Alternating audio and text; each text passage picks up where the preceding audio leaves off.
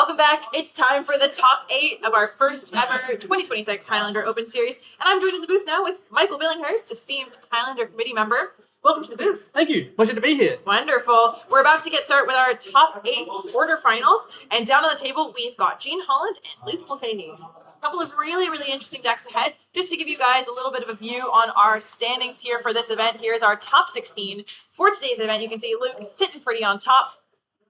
Whew. What a day it's been so far. It's really exciting. We're going to take you straight on down to the table because our boys are ready to go. Already started. Looks like Mulch on the play. Strong start with the Mana Dork, which that's what his deck wants to do. And Gene probably has the best thing he can do on turn 1, which is Thoughtseize and interact with Mulch's combo draw.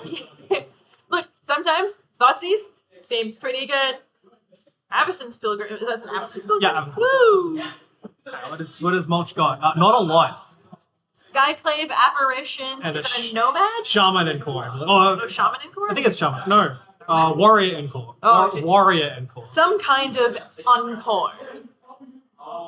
That's all right? Yeah, Warrior and Core. Nailed it. Oh, better than me with some of these old cards. They're all the same. They activate Naru for 0 mana, trigger them for 0 mana. Well, and Michael, you said you were very familiar with this Lean Green Gene Machine deck. What exactly? We saw it a little bit earlier today. What is it? I said before.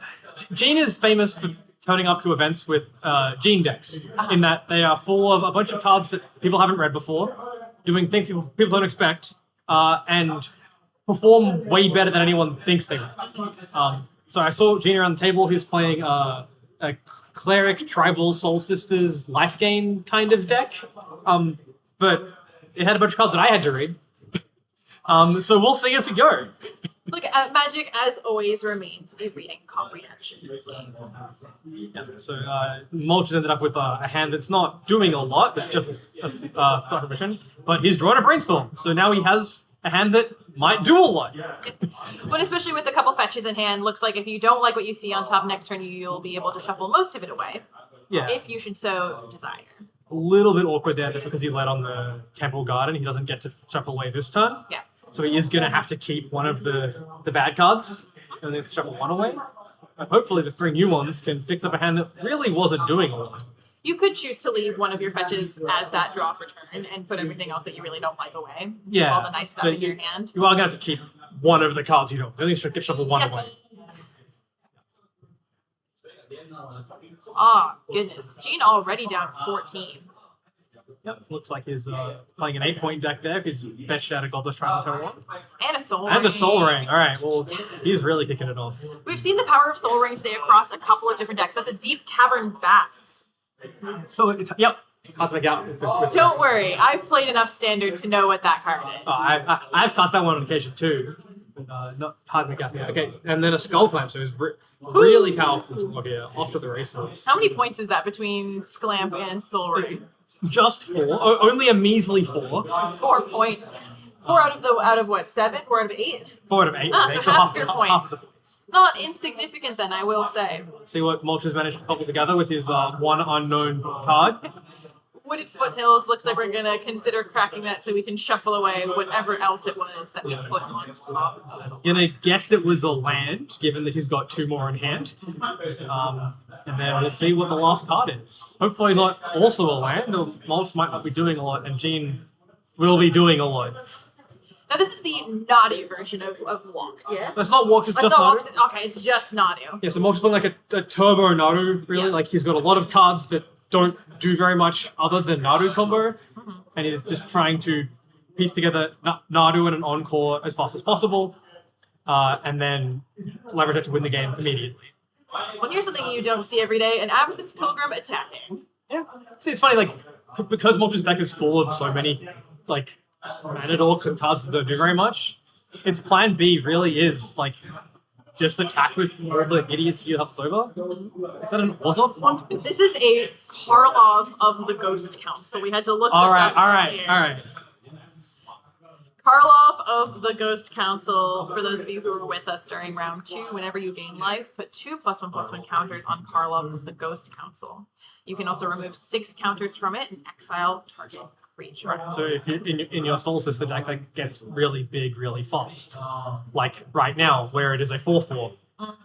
We're to put the skull clamp onto the A Karloff. 5/3. There's a 5/3, a not insignificant spirit advisor. It's presenting even more damage because we've got the restless something, the black-white restless knives, That's your restless fortress. which also is representing another trigger to gain some more life. So that's a lot of power coming across next turn. Yet again, we've been making a lot of jokes today about how many different cards that are currently playable, not only just like in standard, but playable in standard, are we seeing across Highlander matches today? Yeah. It is not an insignificant number of cards that we're seeing. It's a huge number, actually. The power level standards come up really high. Yes, exactly. So you've got like Wanchy Tonks, Quantum Riddlers, Restless Fortress. You've even got like Steel Cutter, which briefly had an appearance in standard. Deep Cavern Bass, as we can see on the field now.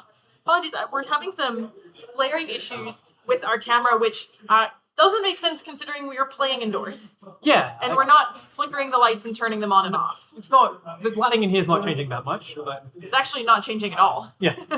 There's someone walking between it, perhaps. Mulch is having a big thing. We can see, I think that's a Court of Calling and another land in here. Arid Mesa and Court of Calling, I think. So I think we're thinking about what this Court of Calling is going to get. I think we'd really like it to get a Nadu. But I think Mulch is thinking about whether it has time to do that, because that will be not till next turn. And with the clock that Gene's presenting here, he's presenting some quick math on coverage. It's always a danger, but it looks like about 8 damage this turn and another 8 next turn. So I don't think Mulch has time to cord for Nadu here. Ooh. And that's a rough spot to be in, because that's exactly this deck's favorite thing to do is go get Nadu, put Nadu in place, sometimes with a spring card to go. Yeah. It's been said before. So I guess Mulch has to find one piece with the cord this turn and then just hope to draw Nadu for turn. And also hope he doesn't just die to an aggro draw from Gene. Ooh, well, we've already got the Skull Clan. So what are we getting with our Stoneforge Mystic? Stoneforge Mystic can be getting Shadow Spear, I believe, is in Gene's deck. There's a Jide, that would be unreal here. But, no, just a Shadow Spear. I was so right. I'm getting so good at this game. Yeah. More lifelink, gain some more life. Make an even bigger Spirit Advisor. Yeah, give our Cull of Trample too, so we can't jump block with the thing. So then an even faster clock. Hoping of mana floating. Decline to use the floating mana. Put it onto the... Oh, no, we could use it to cast this. Yep, and we're putting this Shadow Spear onto the Karloff as well. Just 6, 7. Yeah, so it looks like there's a 2-turn clock here being presented with trample and flying. So there's not much Mulch can do other than try and find a combo right now. A little bit difficult. We're going to see if we can figure out... Quick maths. Mulch is going to some number of life that is it's somewhere between 0 and dead next turn. Some number. Our tech on the ground is going to double check exactly where that's up to. Looks like he gains. Yep. So we did attack for 7 there. Can't see what Mulch's life total is at currently, but we're gonna assume it's low. yeah. Gene's at 21. There you go, 9. Oh, Yep. I guessed really close. I put Mulch to 10. Now we have 8. Going to 8, and then we have found a Dryad Arbor. Yeah, we're doing the chord. So I think we're just gonna have to get an Encore here, and then hope to draw a card. Yeah, so we got a Shaman Encore. Oh, another Encore. And then Mulch really has 1 turn here to find a way out. It's not looking particularly good. Do you think this is just a matchup that's going to be better post-board I think for Mulch? I think it's a danger of Mulch's deck. It's like sometimes your draw just doesn't come together, or it's vulnerable to the Thoughtseize. You know, you have a lot of air to try and do the thing really fast. You know, a lot of mana dorks, a lot of Encore, and if you can't find the Nadu, or you get Thoughtseize and lose access to it, Mulch had an Encore here. If he got to cast that on turn 2, then he would have been representing a Nadu with this board, it would be representing kill. But the Thoughtseize was just enough interaction on Mulch's slightly awkward draw to take it apart. It'll be really interesting. We're going to be able to throw some dorks under this Yeah, ghost. I think might have enough toughness to live, except that I think that the creature land over there is going to present another 4 damage coming across with the trigger making the color grow before combat. Really difficult. I think it's going to be just enough. Because you will also start to be able to take the counters off of the Karlov and exile creatures that Mulch controls, because there's already 6 counters on there. So for just black and a white, you're able to remove 6 counters, exile target creature. Even if we don't have lethal here, we can remove that Shaman and Claw and stop the combo from coming through. Very strong showing from the Soul Sisters Cleric Tribal deck over there. Here comes. We're animating Restless Fortress. It's not looking good for Moltravy. I'm not feeling particularly confident. Bat's getting in. Fortress is going to get in. Whole team is coming across. We're going to have a trigger on the stack. 6. Mulch will go to 6. Make an extremely large trampling creature. Yikes. 10, 11 power, I think. Maybe 10. It's Kuchu, my base, right? Yeah. We have 8, 10. Kuchu with a Skull Clamp and a Shadow Spear. And 6 counters. So yeah, 10 trample life-looking power there. I think that's just enough. It's going to be difficult to absorb that much while leaving the rest of the board alone, because with the Restless Fortress, I believe, is still just a 1/4. Yeah, it's like a 1 power creature. Mm-hmm. Yeah, no matter how you block there, it's just 12 power. The best you can do is throw it into the trampler. So that'll do it. All right, into game 2. I can say with some confidence that I don't think Mulch has practiced sideboarding against Soul Sisters before. So we're going to be figuring it out on the fly. Let's pull these up. Let me get into our deck lists here. I'm feeling pretty good if I'm G. Yeah. Which is so great. Started on the draw because you're in 8th seed, but I got to win that one on the draw, so nothing else. Hopefully you've got a good one on the play. But it looked like it lined up pretty well there. Let's have a look at some sideboards. We've got Mulch's sideboard here. What are we looking at to bring in against Soul Sisters? Interesting. I think really Mulch still wants to be a combo deck. Yeah. So you look at his sideboard, it's full of a lot of ways to beat other combo decks. But none of them really do anything. Like maybe he wants the Sony Silence to deal with some of the equipment package and the Skull Clamp, or the Null Rod as well. But otherwise, he's looking at a lot of cards for different, combo and specific matchups. And Jane's deck really is a black-white mid-range deck. Nothing really lines up. And it speaks a lot to how much combo is currently in the format between decks like Thoracle and Storm. Yeah. That it makes sense to plan for decks like that, but then you sometimes run into a Soul Sisters deck. Yeah. Cleric typo, and then you just go, yeah. Interesting. Yeah, I wasn't planning for this. We're looking at Jane's sideboard. There's also Pontiff I mentioned before. That one's clearly coming in at first. When his deck is full of 1/1 creatures, this is possibly the best thing you could have. Not only do you get all their 1/1s once, but you get them again a second time. So that one's going to be very exciting. Otherwise, I think Sleepers, if he's got, have an opposition agent in there. Yes, things like that would be really exciting. Because Mulch's deck is full. Tutors looking for specific cards.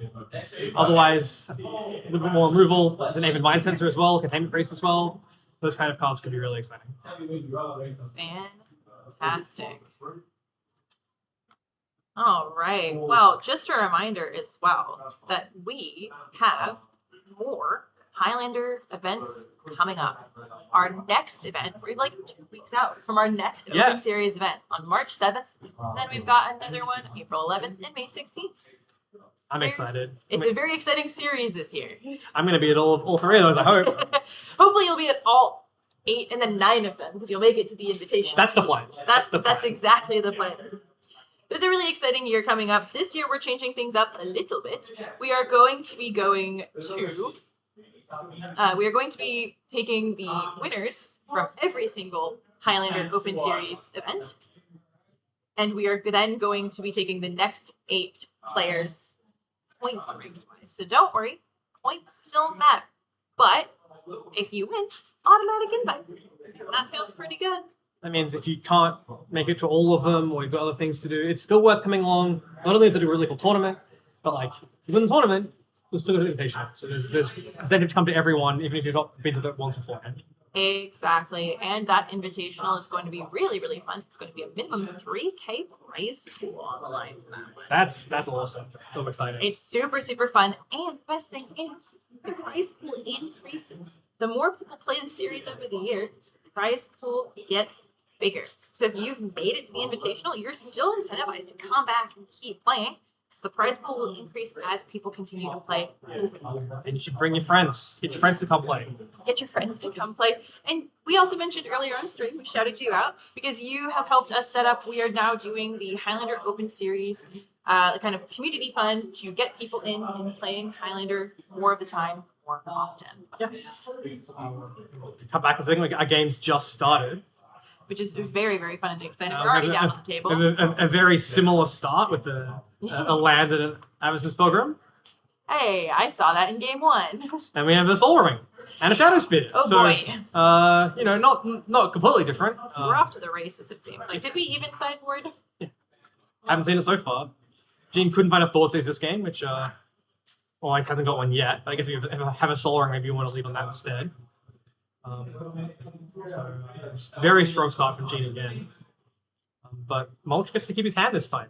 And gets to have a fetch line for his Brainstorm, hopefully. So a little bit more from him as well. We would love a fetch for this Brainstorm.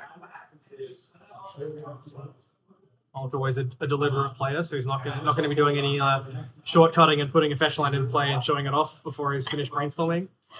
Well, because you don't want to just freely give your opponent information, do you? You want them to think like you're really struggling for a second. You just sit there going, oh no, oh my fetch, oh no, oh my goodness, and then, oh, but what if I don't want these cards? You watch me play. I will have passed priority back halfway through resolving my brainstorm because I'm not doing anything else. But I think when you're playing the top 8, you can take a little bit more time to be careful and deliberate and make sure you're communicating very clearly, which Mulch is doing here. And that's going to be a polluted delta. So we've got the fetch. We're ready to shuffle away the top 2 cards, which Mulch has also left very identifiably tilted so that we can see these are the 2 cards that we saw off the brainstorm. Yeah, I like that. Just like making sure that it's clear to everyone that like these are my known cards. They're still here.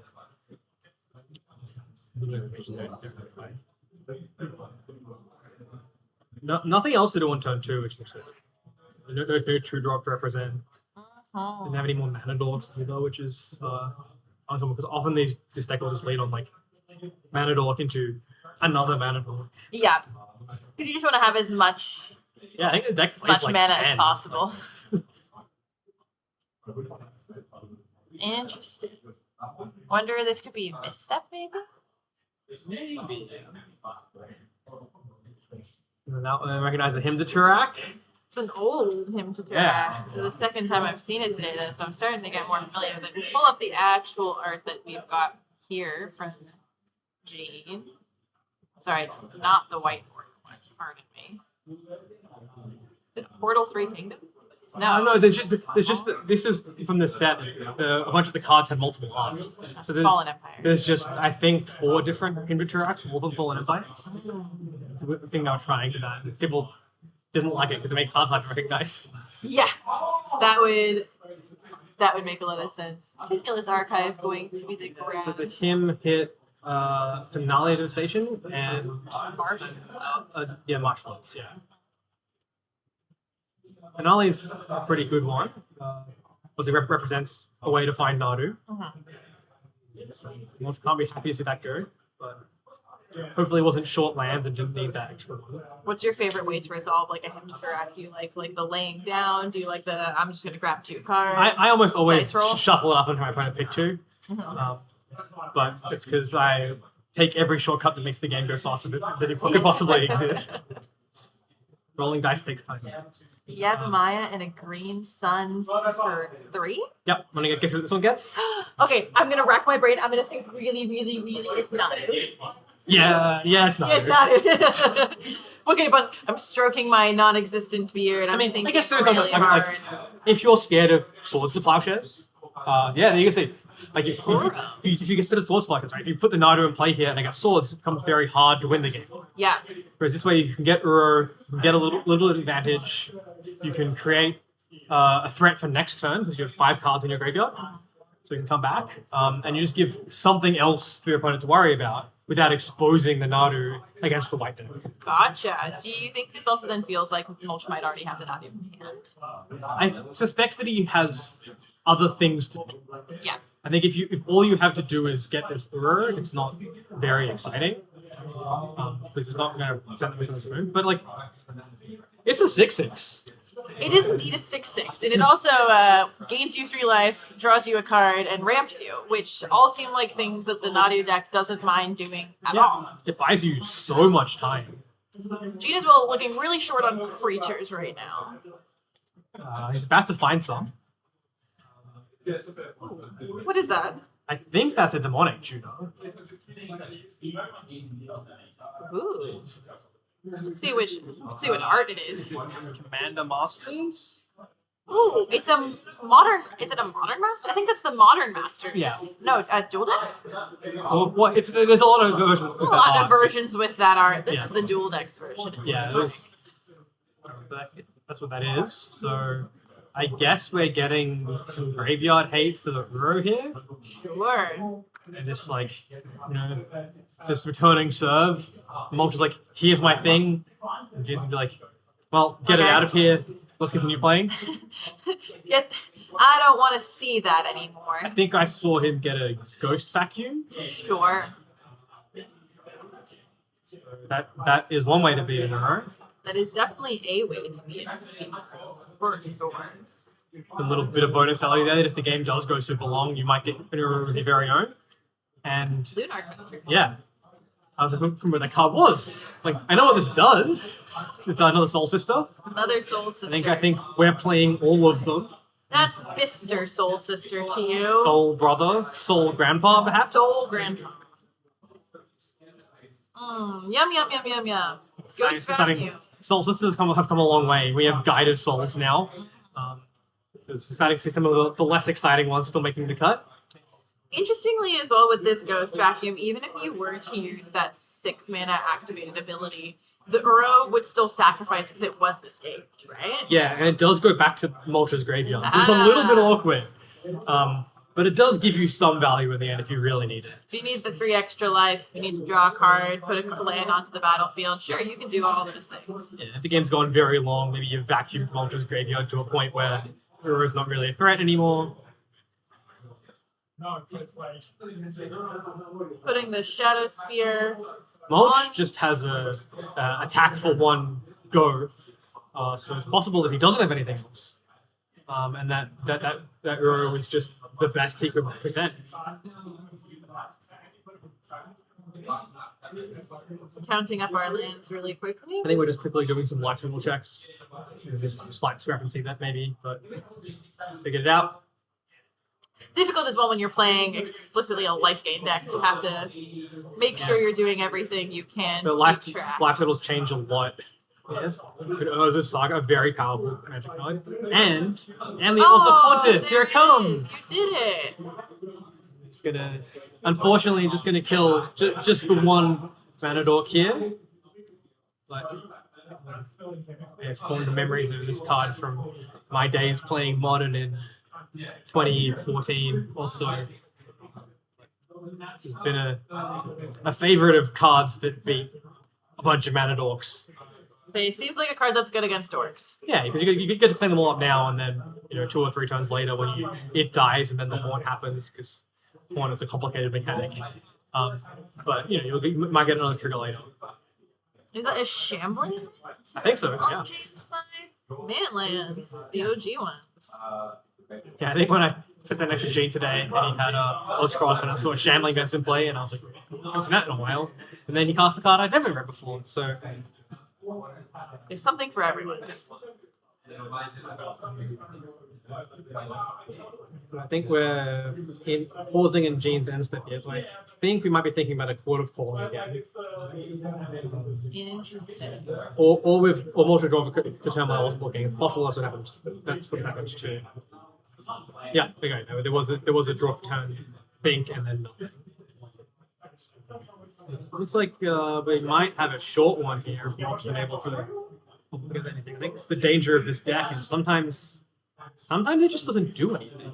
Well, that's like, Or it does one thing, you know? when you're all in on your one combo and you're hoping to just Nadu off on people, it can get really difficult when you're not able to do that.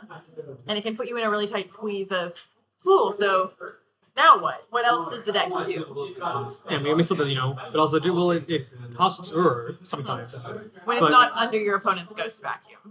But when you're like keeping a mana dork in a brainstorm, you're really leaning on that brainstorm to get you out, and it looks like it did not do that. So and then we've lost the finale to the hymn and we're to the ghost vacuum, and suddenly the plans are falling apart. Stoneforge Mystic is going to go pick up Umezawa's Jite. That might be enough to close the door. This card, famous for its ability to shut down mana dorks. It's going to be very hard for Mulch to ever get a board presence back again. And while there's not a particularly fast clock here, I don't know how Mulch gets to have a creature in play ever again. Yeah, especially when your creatures are so itty bitty teeny tiny. Yeah, I guess Nadu gets to survive. It doesn't feel great jitaying that one down. Mm-hmm. But short of that, it's going to be really tough. Getting in for a solid 2 damage here. Look, and sometimes a quick quarterfinals match is a good quarterfinals match. Yeah. There's a joke. The best thing after winning is to lose quickly. Yeah. Lose quickly, go to the pub, have a drink. Yeah. There are worse things to be done with your time. Yeah, exactly. Playing Highlander is really fun, so I'm playing maximum mana Highlander. Yeah. But when you're done, it's good to get out of here, you know? Skyclave Apparition. Well, that does get the Jide out of play. And there's a neat little interaction here because the Jide has to be activated while it's in play. Jean actually won't get an illusion from the killing of the Skyclave here because he's gonna have to kill it for the trigger results. Interesting. So he's gonna kill the thing, but when the Skyclave dies, there's nothing exiled to the With Skyclave, so we're not gonna make an illusion, and then we're gonna put the exile illusion. Jeez. It's a pretty powerful way to get into the Jide here, buy some time, but it's still under a lot of pressure. Still looking pretty risky, even though the creatures that Jean has aren't huge. It's not nothing. We're about to get a huge creature. We are going to make a construct. That construct's going to be, how big is that? 1, 3 2, and then 3? 4, 5, because there's the ghost vacuum as well. Ah. And then we're gonna trigger off the saga as well, so we have to 5. Yeah. That's suddenly a lot more power. Yeah, that's definitely not nothing. But if you're able to find some kind of removal, either like Path to Exile, maybe? Swords to Swords to Plowshares, Prismatic Ending, Skullclave. And now we're presenting another problem. So we have a cool little interaction with Orza Pontiff here, is that if Mulch does find a creature, we can clamp the Pontiff and haunt the other soul brother, the Lunarch Aspirant, and then clamp that as well, and we can trigger the Orza Pontiff again. Put a clamp on it. So we can clean up all the X1s while drawing 4 more cards. Yeah. You know what? Sometimes the solution is to put a clamp on it. Yeah. On all of it, on all the things. So anyway, I started clamping. The thing is, I think we actually might not be clamping here. Because I think we might just be attacking. Look, that's a perfectly reasonable thing to do as well, methinks. Ooh, Voice of the Blessed. Yeah, that one's gonna be lost on me. I'm gonna need some help on that Okay. one. So I remember this from back when I started, getting really, really into Standard. So Voice of the Blessed is a 2-mana 2/2. Whenever you gain life, put a +1/+1 counter on this creature. As long as this creature has 4 or more counters on it, has Flying and Vigilance. And if it has 10 or more +1/+1 counters on it, it has Indestructible. It's gonna get. So we didn't get the counter from the. Oh, we just putting it on now. So yep, makes sense. Oh, no, we didn't get the one from an entering from the. We are gonna get the one from the lifelink attack. So from the attack from the Lunarch Veteran. Because Lunar Aspirant, different magic cut. Uh-huh. Lunarch this, Luminarch that. soul sister, soul brother. It all gets a little bit lost in the wash when it feels like you're kind of playing a constructed deck, but all the cards just have different names, but they do the same. Yeah. I got four of this card that's kind of the same. 4 soul wardens, but they're just called different things. Yeah. And one of them's much better than the others. Yep, the clapping haunting under Voice of the Blessed. So Mulch explain to me how haunt works. Haunt's great. So when it dies, it has a trigger. And the trigger is you pick a creature, and then when that creature dies, you get to do something. You think it would be, it's not a dice trigger, it gives something else a dice trigger, is what it has here. So here, when the Voice of the Blessed dies, we will get to do the Altar Portal trigger again. Interesting. It's famously a bit strange, because it's like you set up a dice trigger for much later, but the point being now is like, if this premier threat does happen to get removed somehow, you'll have access to another. Well, it's more difficult to get pretty simple. Yeah, feels pretty good. Or potentially pump your own creatures as well. It's like Mulch has another land and another go, and I think we're approaching a lethal attack here. Feeling less confident. Yeah. Mulch, not one to concede. He will make you kill him. I respect that. Same. Yeah. Put the effort in. So sometimes your opponent just won't. Sometimes the threat of what you're going to do is greater than actually threat itself. It's just tough to see Mulch's deck just kind of not come together in either of these games. Can't believe we don't even get to watch someone Nadu today. I know. We really wanted to see 50 permanents in play. Look, if there is someone who is good about their Nadu triggers, it's Mulch. Yeah. If there's someone who can play Nadu close on that wire and is very, very precise, it's Mulch. Yeah. Mulch is absolutely one of the best Nadu players that we've got. And so to see someone be able to play the deck so fine and execute it in such a way is always such a treat. And also the board starts looking completely indecipherable, which is a fun little bonus game. He's been playing this Nadu deck for almost a year now, and has I think top 8'd basically every event he's played it in. Looks really, really strong. Yeah, it's just a master. But unfortunately, today his run might end here. Deck didn't come together, and I think this is lethal attack. 1, 2, 3, 4, 7, 10. Yep. Oh, we have something. What could it possibly be? Solitude. Solitude. Okay, we get to live. That's exciting. Okay. Solitude targeting what? I guess we're gonna kill the construct. It's the most power, and then we get to block the Voice of the Blessed. And we're gonna gain 3 and take 4 and go to 9. There are worse things that could be happening, I suppose. It buys a couple more turns.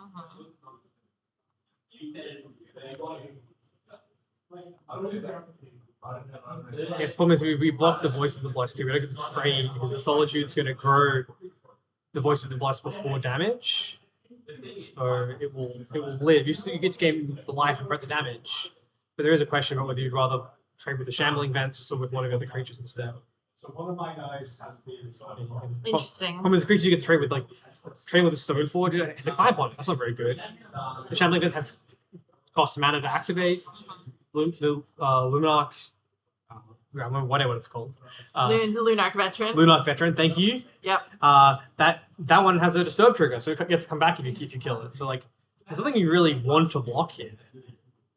But I assume we're going to block something. I feel as though you're kind of priced into it. I think at you this have point. to, yeah. Maybe it's the Shambling Vent. Game doesn't seem to have a lot to do with his mana every turn, so able to send it in consistently, so probably the best thing to be blocking. Doesn't feel great to block a creature like that. We can't see Mulch's face here, but I have to imagine he's been playing it pretty calm and cool. If you're just land pass, land go, land go, land go, you have to either be representing something or attempting to represent something. until the moment that you have something, and then you can look dejected. And then you sell it. To No, damn, nothing again. Alright, so we are blocking the veteran because we have 2 toughness in front of 2 power trampler. It's a hide seek. Hide and seek. Yeah, I believe this is a sideboard card. Yeah. So I guess it would. From Gene. The idea here is the hide seek is going to interact with combo because it gets I think we're bringing it in theory for the seek mode of searching library, and like exiling the Nadu in theory, but we also get to gain some life here. It's the secret mode, and that's representing extra damage as well. So we're casting Seek, and we're gonna go get. Well, I'm probably going to exile Nadu, but it could be Seems anything. reasonable to exile Nadu. But we're just mostly representing extra damage here from the life gain. So we have. Because the Voice of the Blessed is unblocked, so it'll grow at least 1 point bigger. Yeah, so we'll have 5, 6, 7, 8, 9 damage coming across. So not lethal, but it does turn off the flooded strength. I think let's have counter roll. Yeah, 5, 6, 7, 8, 9 looks like it. Ooh. So they get a Daze on the Seek. dazing on the Seek because we may as well. We have to cast it. Because I think unfortunately Mulch's last card in hand. Which makes it pretty hard.